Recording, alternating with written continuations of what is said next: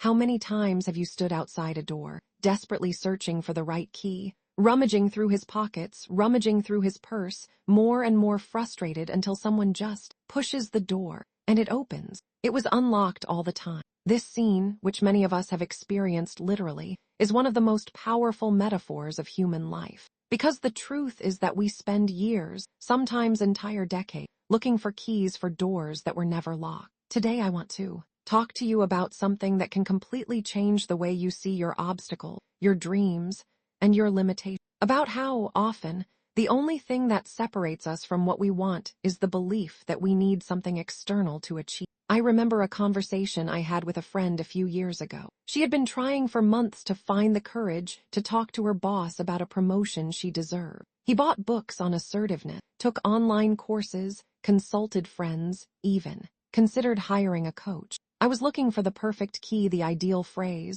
the right time, the foolproof strategy. One day, she arrived early at work and found her boss alone in the pantry. Without thinking too much, without having the key she was looking for, she simply said, "Can I talk to you about my career?" The conversation flowed naturally. 3 weeks later, she had the promotion. The door has always been open. She just needed to push it. Our society has taught us that for everything in life we need a specific key. Want to start a business? You need the right course, the right degree, the right amount of money, the perfect market moment. Want to relate better? He needs the complete therapy, the self-help books, the totally molded personality. Want to create something? Then you need divine inspiration, professional equipment, natural talent, the approval of others. And while we search for these imaginary, life happens on the other side of the door. Opportunities pass, connections are lost, dreams grow old. But here's the secret that few dare admit. Most of the doors we want to walk through don't have a lock. Think with me.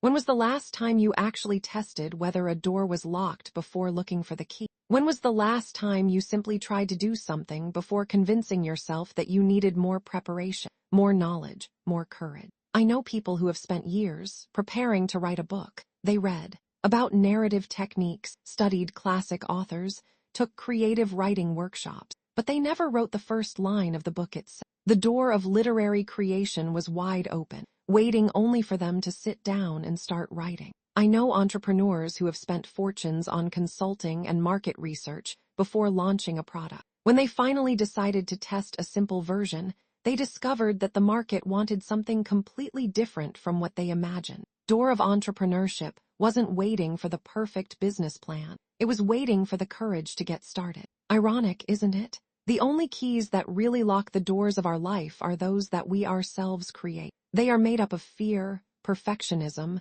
procrastination, and the constant need for external approval. The key to "I'm not good enough yet" locks the door to self-esteem. The key to "It's not the right time" locks the door of opportunities. The key to "What if I fail" locks the door on necessary risk. The "I need more time" key locks the door to action. These keys are real in our mind, but they do not exist in the lock of life. There is a fundamental difference between preparation and procrastination in disguise. Real preparation has a deadline, a clear objective, and a date for action. Disguised procrastination is an endless search for the perfect key that never arrives. I remember a student I met who wanted to learn guitar. He researched for months what would be the best guitar for beginners, what were the best video lessons, which teacher had the best methodology. Meanwhile, the neighbor borrowed an old guitar, and in 3 months he was already playing his first song. He didn't play perfectly, but he did. The door of music never required the perfect instrument or the ideal teacher. She just needed fingers willing to hurt themselves a little on the ropes and an open mind to learn. When we stop looking for the key and simply push the door open, something magical happens. We discovered that our capacity is much greater than we imagined, that our limitations were, for the most part, self-created, that the world was waiting for our contribution, not our perfection. One of the most liberating discoveries of adult life is realizing that no one really knows what they are doing. We are all improvising, learning, trying. The difference between those who move forward and those who stand still is not the level of preparation. It is the willingness to act, even without having all the answers. If there is one key that really opens doors, it is vulnerability. The courage to appear as we are, with our imperfections, our fears, our raw and real humanity. When we stop trying to be the ideal version of ourselves and simply are who we are in this moment, doors naturally open. The relationship you want isn't waiting for the perfect version of you. He is waiting for the authentic version. Your dream job isn't looking for the can without flaws. You're looking for someone real who adds genuine value. The life you want doesn't require you to be a completely different person. It requires you to be completely yourself. When we finally stopped looking for keys and started pushing doors, we discovered surprising things. The door to creativity was never locked. It was just waiting for us to stop judging ourselves and start creating. The door to human connection has never needed sophisticated techniques. It has always responded to genuine curiosity about other people. The door to personal growth never required the perfect strategy. It just needed small, consistent steps. The door to professional fulfillment has never depended solely on the ideal curriculum. She has always valued dedication and willingness to learn more. There is something profoundly human about complicating what is simple. Perhaps because we believe that valuable things must be difficult to achieve. Perhaps because our resistant mind prefers known complexity to unknown simplicity.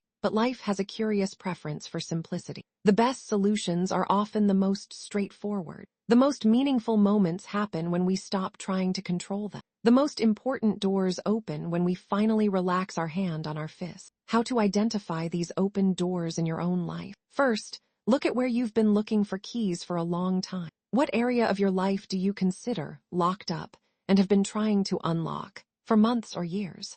Maybe it's the door to a deeper relationship with someone you love. You may be looking for the perfect words, the ideal time, the right strategy to approach. But what if the door was just waiting for an honest and vulnerable conversation? Maybe it's the door to a career change. You may be waiting for the full certification, the ideal savings, the detailed 5-year plan. But what if the door was just waiting for you to update your resume and apply for that position? Perhaps it is the door to artistic creation. You may be waiting for the perfect inspiration, the ideal equipment, the impeccable technique. But what if the door was just waiting for you to grab a pen and paper and get started? Pushing an open door requires a specific kind of courage, the courage to be imperfect. Because when you stop looking for the perfect key and just take action, you accept that you're going to start where you are, with what you have, being who you are right now. This means that your first article may not be brilliant. Your first attempt at leadership may be clumsy.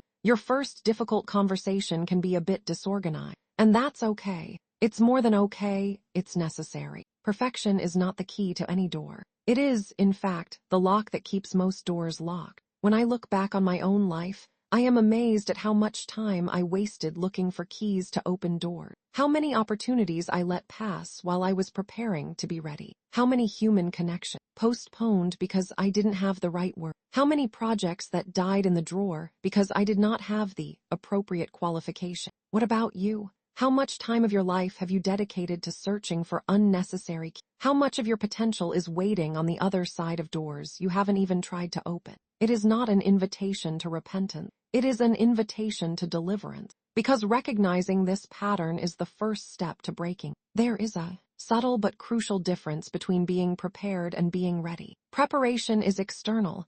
It's the skills, the resources, the knowledge that we accumulate. Readiness is internal. It is the willingness to act in spite of imperfection, to learn by doing, to grow through experience. You can spend your whole life preparing and never feel ready. Or you can recognize that readiness isn't a destination, it's a decision. The decision that you're going to find your way by walking. You're going to learn how to swim in the water. You're going to develop the skills you need while doing what you need to do. Often, our constant search for keys is fear disguised as wisdom. It's more comfortable to believe that we don't have the right tool than to admit that we're afraid to try. It's easier to say, I need to study more than I'm afraid of failing. But fear is a compass, not an obstacle. It points out exactly where we need to go. The doors we are most afraid to push are often the ones we most need to walk through. On the other side of these open doors is a version of you that you don't know yet. A version that doesn't need permission to exist, that doesn't wait for the perfect conditions to act, that trusts the process more than the result. It's the version of you that started before you felt ready, that he created before he felt inspired, that he loved before he felt deserving, who led before he felt qualified. That version of you is not braver or more capable. She simply understood something fundamental. Life happens on the inside, not on the outside. And the only way to get in is entering. Perhaps the most profound lesson that life can teach us is this: the most important doors of our existence are rarely locked. They're just waiting for us to stop looking for excuses not to open them. Your ability to love deeply does not depend on you resolving all of your traumas first. The door is open. Your ability to create something meaningful doesn't depend on you mastering all the techniques first. The door is open. Your possibility of becoming who you really are doesn't depend on you being perfect first.